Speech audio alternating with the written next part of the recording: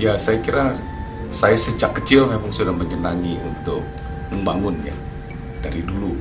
Kemudian saya masuk di kuliah di FTUI dan saya lulus di tahun 79. Kemudian saya bekerja 1 tahun di kontraktor sebelum saya join di Metropolitan Land dan Metropolitan Group. Tahun 81, 1 April tepatnya, saya bergabung dengan grup Metropolitan, di mana waktu itu banyak menangani proyek-proyek kecil maupun besar. Salah satu proyek yang monumental mungkin gedung BRI dan gedung BNI sekarang, karena waktu gedung BNI itu adalah gedung tertinggi di Indonesia pada saat itu, tahun 80 sekian lah.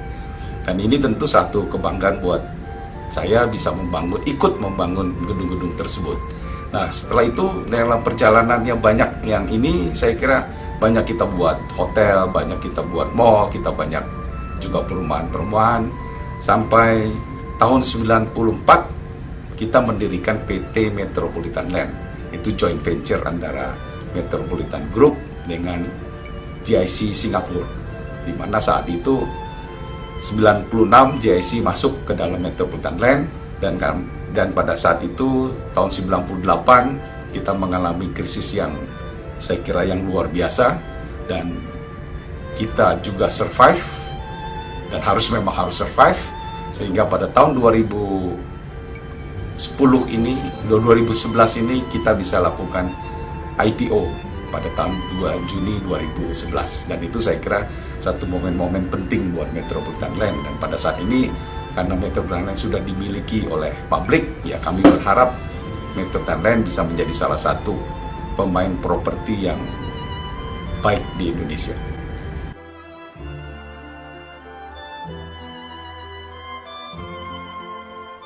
Ya, kalau suka saya kira banyak lah ya, jadi saya nggak sebutkan lagi suka-sukanya.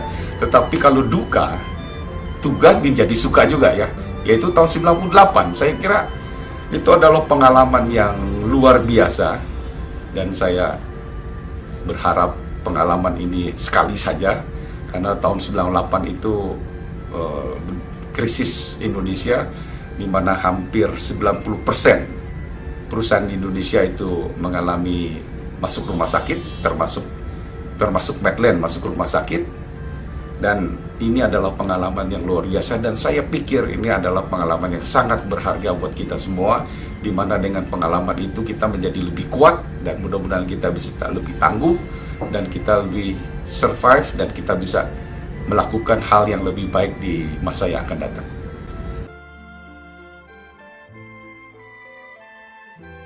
Dan saya kira kegagalan biasa-biasa saja ya. Kalau orang gagal, dia mesti bangun lagi, dia mesti bangkit lagi, sehingga sukses itu kan terdiri dari kecil-kecil sukses yang besar terdiri pada sukses-sukses yang kecil. Dan saya menganut pola kita harus pantang menyerah. Gagal bangun. Kalau orang seperti anak, saya kira jatuh bangun. Mungkin jatuh bangun tuh ribuan kali atau jutaan kali, tetapi anak kecil tetap dia lakukan jatuh bangun, dan itu kita cerminkan dengan pantang menyerah. Jadi orang tidak boleh menyerah pada saat dia kegagalan, karena orang diukur kesuksesan adalah pada saat dia jatuh. Kalau pada saat dia sukses, orang biasa-biasa saja, oh dia baik. Tetapi pada saat dia jatuh dan dia bangkit lagi, saya kira itulah ukuran daripada kesuksesan.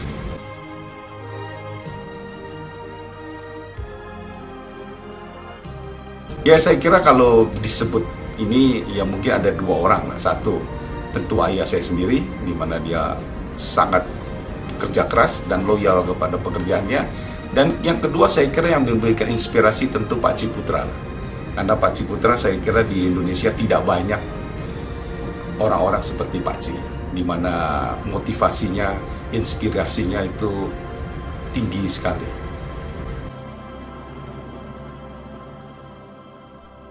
Saya kira seorang pemimpin yang pertama tentu dia harus menjadi contoh kepada yang lain, dan kedua dia harus mempunyai keberanian untuk memimpin, karena banyak pemimpin yang tidak berani untuk membuat keputusan, padahal keputusan itu penting, meskipun keputusan itu mungkin salah di masa-masa yang akan datang.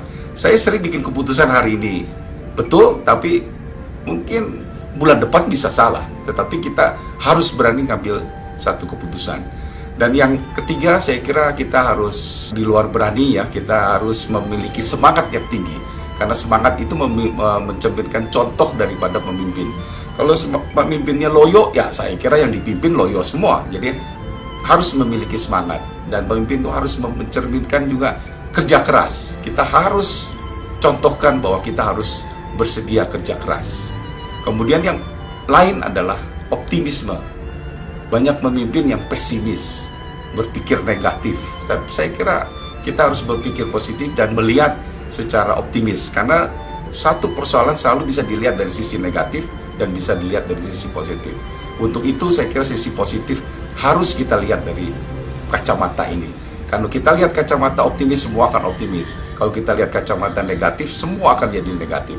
Dan seorang pemimpin saya kira dia harus menjadi kuat di dalam optimisme. Terus yang terakhir saya sudah sebutkan tadi bahwa seorang pemimpin harus pantang menyerah.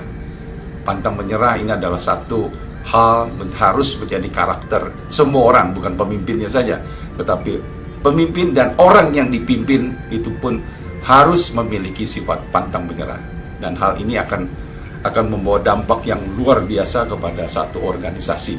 Dan saya berharap Medland, semua orang-orang Medland itu memiliki karakter pantang menyerah.